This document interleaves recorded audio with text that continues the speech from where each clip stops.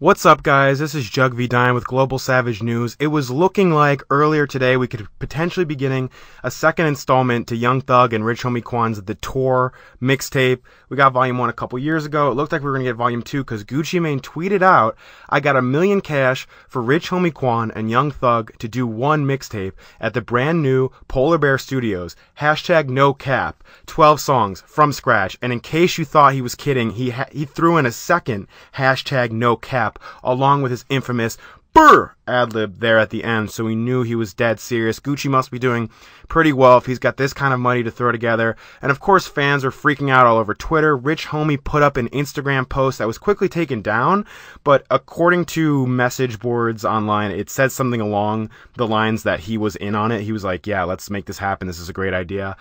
So it seemed like he was here for it and he wanted it, which, I mean, his career hasn't exactly been popping lately. That's no, mark against Rich Homie. That's just the truth. He kind of just dropped his, I guess you could call it his comeback album. I don't know if he would consider that, but it was last week or 2 weeks ago, called Riches in Spirit, and it got really positive reviews from fans, so this would keep his momentum going. But Thug, about an hour ago, tweeted out, this is in response to Gucci, not to Quan.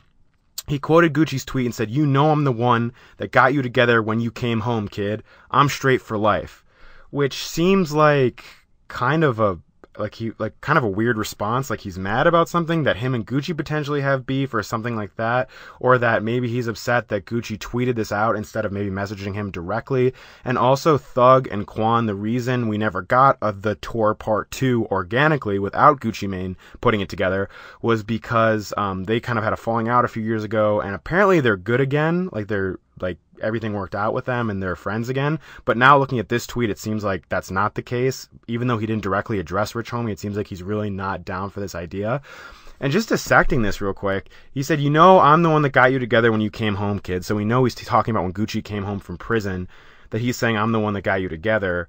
I mean, he was on one of Gucci's first post-prison releases that Gucci filmed the music video for when he was still on house arrest, called Guap's Home.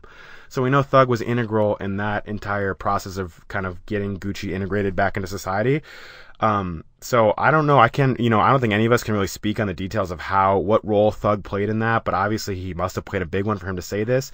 And when he said, "I'm straight for life," does that mean he's out of favors to give to Gucci? I don't know what he means by that.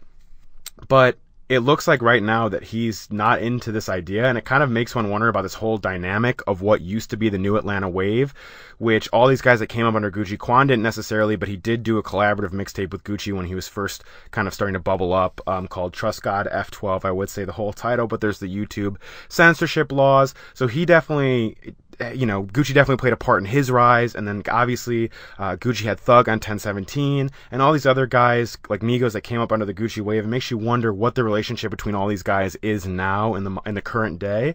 And it's just kind of sad to see, because Thug and Quan had such a great artistic relationship and they played off together so well on the tour, and a lot of people consider that to be a classic mixtape.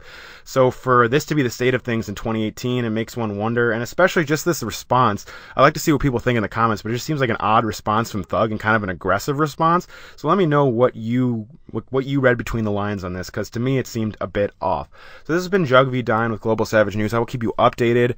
I mean, maybe over the next few days an agreement might be able to be reached, and hopefully it will, because that would be awesome to get The Tour Part 2. So this has been Global Savage News.